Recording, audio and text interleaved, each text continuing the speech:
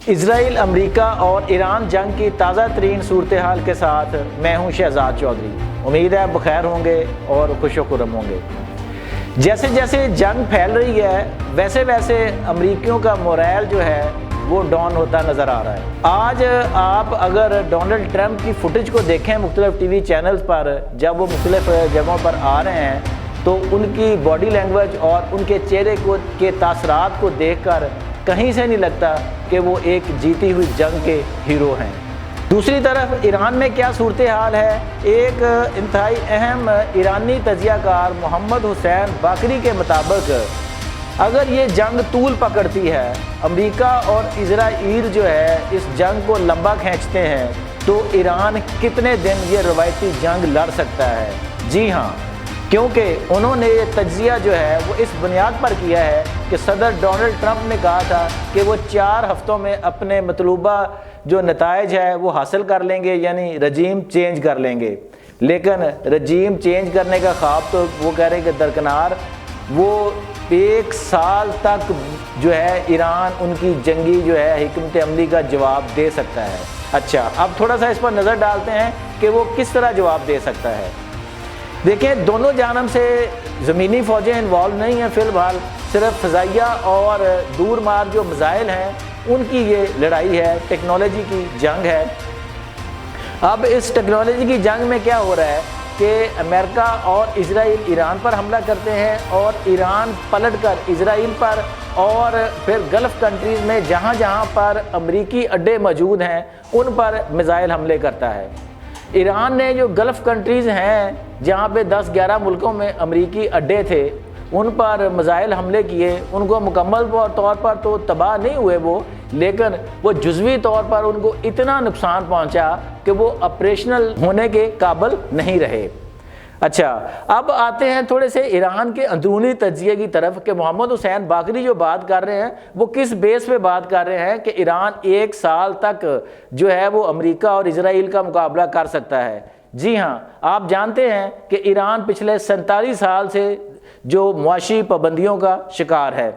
اب ایران میں جو ہے وہ کوئی اس طرح کی جنگ جو ہے وہ بڑا بحران کیوں نہیں پیدا کر سکتی؟ حالانکہ سید علی خامنہئی کی شہادت کے بعد تو لگتا تھا کہ امریکہ کو کہ شاید سارا کچھ ہی پلٹ جائے گا، ایران کا جو بنیادی ڈھانچہ ہے وہ تباہ ہو جائے گا، وہ بکھر جائے گا، ٹوٹ پھوٹ کا شکار ہو جائے گا، عوام سڑکوں پہ ہلہ بول دیں گے اور رجیم چینج ہو جائے گی۔ اب اس کے برعکس کہ ایرانی قیادت جو ہے وہ کئی لیئرز پر مشتمل ہے، یا تو امریکی انہیں سمجھ نہیں پا رہے یا جان بوجھ کر سمجھنا نہیں چاہ رہے۔ اب آتے ہیں ایران میں کہ بحران کیوں نہیں پیدا کر پا رہا امریکہ، جو وہاں پہ خانگی بحران ہو۔ اس کی وجہ یہ ہے کہ دیکھیں، جو ممالک جن کا انحصار درآمدات پر زیادہ ہوتا ہے وہاں پہ بحران جلدی پیدا ہوتے ہیں۔ چونکہ ایران پچھلے 47 سال سے پابندیوں کا شکار ہے تو اس نے بے شمار صفوں میں خود کفالت کی منازل جو ہیں وہ حاصل کر لی ہیں۔ وہاں خوراک اور ادویات کی فراہمی کا مکمل لوکل نظام موجود ہے کہ ان کی ادویات بھی مقامی طور پر تیار ہوتی ہیں، ان کی خوراک میں جو خود کفالت ہے وہ ان کی اپنی ہے۔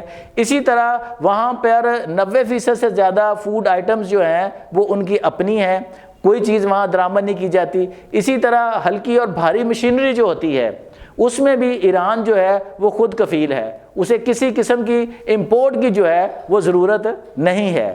یہ تھا وہ بنیادی ڈھانچہ جہاں پہ امریکہ کو شاید غلط فہمی ہوئی، اس کے اتحادیوں کو غلط فہمی ہوئی۔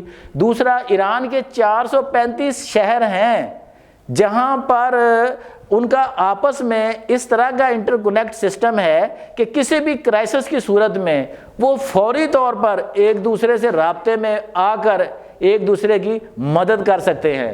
جی ہاں، آپ کہیں ایک جگہ پہ حملہ کرتے ہیں تو یہ نہیں ہے کہ وہ سارا نظام، وہ شہر، وہ علاقہ، وہ سارے نظام سے کٹ جائے گا۔ انہوں نے اس طرح کا سسٹم وہاں پہ بنا لیا ہوا ہے۔ اب یہ 90 ملین آبادی کا ملک ہے، کوئی چھوٹی موٹی آبادی نہیں ہے، اور پھر یہ نظام جو ہے یہ مضبوط فکری جو ہے ہم آہنگی اس پر مربوط ہے۔ جی ہاں، کہ عوام کے اندر کوئی اس قسم کی تقسیم نہیں ہے جو کسی مسلک کی بنیاد پر ہو، جو کسی صوبائی تعصب کی بنیاد پر ہو، یا کسی نسب اس کی کسی اور قسم کے تعصب کی بنیاد پر ہو۔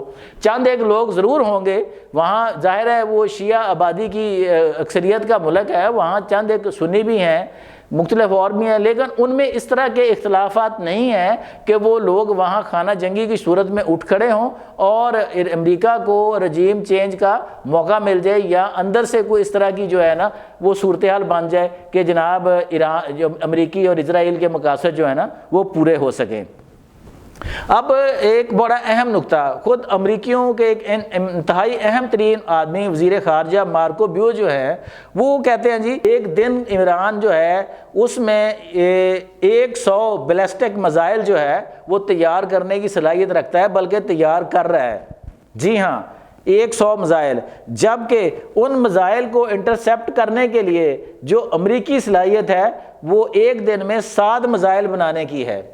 ناظرین، ایران اس وقت جو ہے وہ سیکنڈ جنریشن کے جو ہے نا وہ میزائل جو ہے وہ استعمال کر رہا ہے اپنے دشمنوں کے خلاف۔ ابھی تو اس نے تھرڈ اور فورتھ جنریشن کے میزائل جو ہیں وہ استعمال ہی نہیں کیے، وہ اس وقت استعمال کرے گا جب ان کے پاس، اس کے دشمنوں کے پاس، اسرائیل یا امریکہ کے پاس انٹرسیپٹ کرنے والے میزائلوں کی کمی ہو جائے یا وہ ختم ہو جائیں۔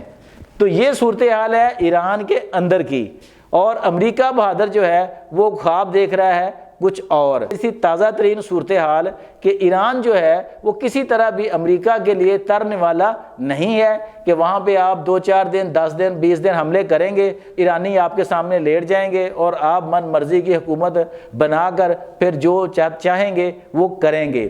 اچھا، اب اس میں ایک بڑی اہم خبر جو ہے وہ آپ کو یہ دیں ہم شروع، کہ جو پچھلے دنوں جو سعودی عرب کی ایک بڑی تیل کمپنی ارامکو، جو ایک بہت بڑی تیل کمپنی ہے، اس پر حملہ ہوا تھا۔ اب ایران نے اس حملے کی ذمہ داری لینے سے انکار کر دیا ہے کہ ارامکو پر حملہ ہم نے نہیں کیا۔ اس کے لیے ایک کمیٹی بھی بنائی گئی ہے کہ جو یہ طے کرے، یہ جو تفتیش کرے کہ یہ حملہ کس نے کیا ہے، کس گروپ نے کیا ہے، کیونکہ پاکستان کا سعودی عرب کے ساتھ دفاعی معاہدہ ہے۔ وزیر خارجہ اور ڈپٹی وزیر اعظم جو اسحاق ڈار صاحب ہیں، انہوں نے ایران سے بھی بات کی ہے، انہوں نے سعودیہ سے بھی بات کی ہے، اور دونوں ملکوں نے اس امر کا اظہار کیا ہے کہ وہ ایک دوسرے کو جو ہے وہ حملوں کا نشانہ نہیں بنائیں گے۔ تو یہ بڑی اہم خبر ہے کہ اگر پاکستان اور خطے کے دوسرے طاقتور ممالک جو ہیں وہ اپنا اثر و رسوخ استعمال کریں تو یہ جنگ جو ہے کم از کم وقت میں ختم ہو جائے، اور جو گلف کنٹریز ہیں ان کا نقصان نہ ہو، اور اس سے جو عالمی معیشت کو جھٹکے لگنے ہیں وہ نہ لگے۔ آج تک کے لیے اتنا ہی۔ اپنا اور اپنے گرد و نواح کا بہت خیال رکھیے گا۔ اللہ نگہبان۔